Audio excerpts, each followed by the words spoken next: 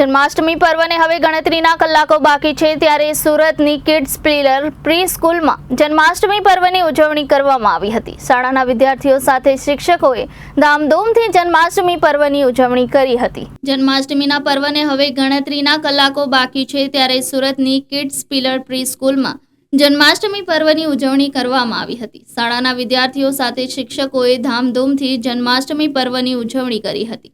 વિદ્યાર્થીઓમાં મટકી ફોડ ઉત્સવને લઈને ભારે ઉત્સાહ જોવા મળ્યો હતો।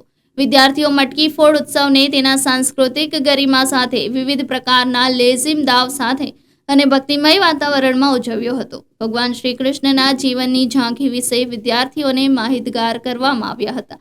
આ જન્માષ્ટમી પર્વની ઉજવણીમાં વિદ્યાર્થીઓને મટકી ફોડ હતી અને પ્રસાદી લીધી હતી। શાળા પરિવાર દ્વારા અનોખું આયોજન કરાતા શાળા પરિસર ગોકુળમય બની ગયું હતું। આ સમગ્ર કાર્યક્રમનું આયોજન શાળા સંકુલ નિયામક શ્રીમતી ટ્રીસા પટેલ અને શાળાના શિક્ષકો દ્વારા કરવામાં આવ્યું હતું। મારું નામ ત્રિષા ઋતુજ પટેલ છે।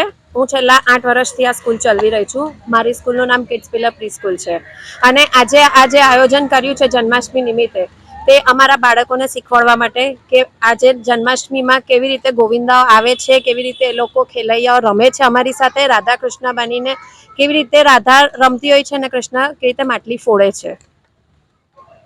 અને અમારા સરનો ખૂબ ખૂબ આભાર છે જે અમને કાયમ સપોર્ટમાં હોય છે અને અમારા સપોર્ટમાં અમારા છોકરાઓને બાળકોને બી બધું શીખવા મળે છે।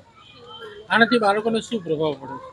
આનાથી બાળકોને પ્રભાવ એ પડે છે કે એ લોકોને સમજ પડે છે। બેઝિકલી હવેનો જનરેશન એવું થઈ ગયું છે કે જન્માષ્ટમી એટલે ઘર ઘરમાં રમાય છે અને બધું જ થાય છે, પણ બચ્ચાઓને સ્કૂલમાં જે અસલ આપણે જે શીખતા હતા એ બધું હવે શરૂઆત પાછી કરવી જોઈએ બધાએ મળીને। Reporter Hitesh Prajapati, Janadesh news, Surat.